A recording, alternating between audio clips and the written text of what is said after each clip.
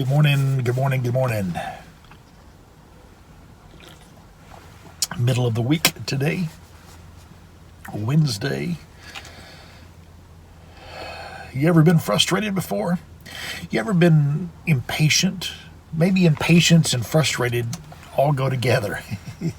You have a plan to do something, or you're going to do something, or this is what is on your agenda for the day, and then something comes along and interrupts that, or you're kind of frustrated because your timing is not God's timing, or someone else's timing, and you feel like you're being held back.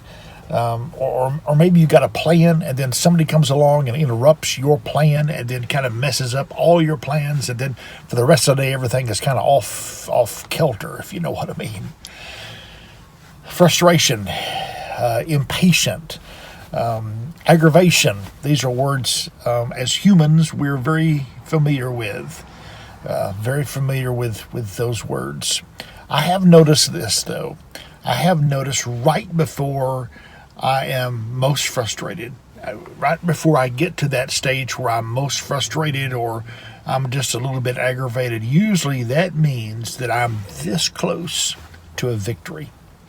I'm this close to a victory. It's almost like there's one last hurdle you got to get over. And sometimes that hurdle is interruptions.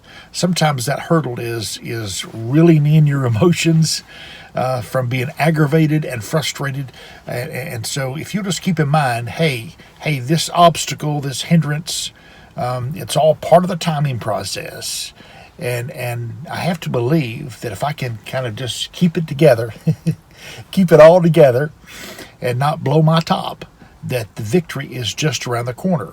What I've been hoping for and praying for and dreaming for and working toward, that's just around the corner. But there's always that one last battle, if you will, or that one last effort that I've got to push through to get to where I need to be, or attain the plan, or see the plan finally come to fruition. And sometimes too, we need to stop and look back and see how far God has brought us from. Stop and look back and see the progress we have made. We can get tunnel vision.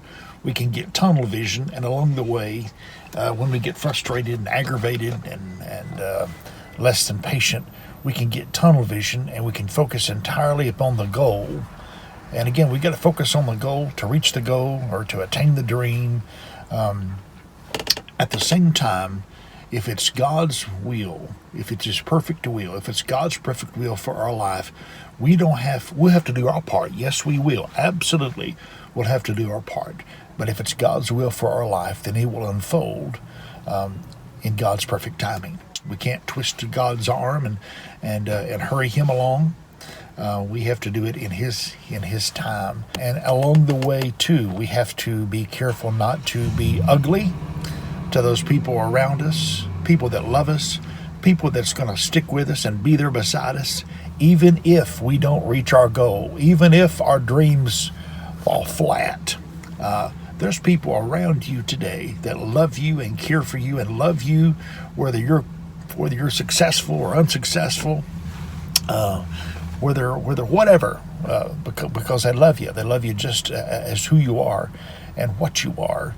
And so it's important as we reach our goals to not forget those people that along the way have supported us and loved us and been so kind to us, even though that day we were in a bad mood and we were less than patient.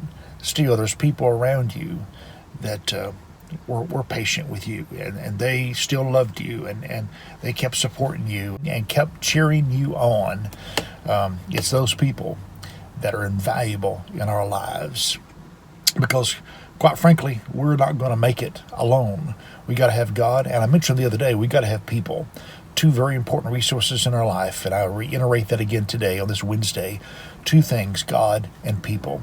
If we ever have hopes of reaching our goals and our dreams, and for the plan and God's perfect will to work out completely in our life, we got to have God and we got to have people. God bless you. Hope you have a great Wednesday. Nancy Boudreau, her mother passed away, and so her service will be today. That's also Melissa Tillman's grandmother, and so the service for her will be today. For Nancy Boudreau's mother and Melissa Tillman's grandmother, it'll be today in Denham Springs. So if you will, please keep the Gomez family lifted up in prayer. God bless you so very much, and thank you for watching Coffee with a Pastor on this Wednesday.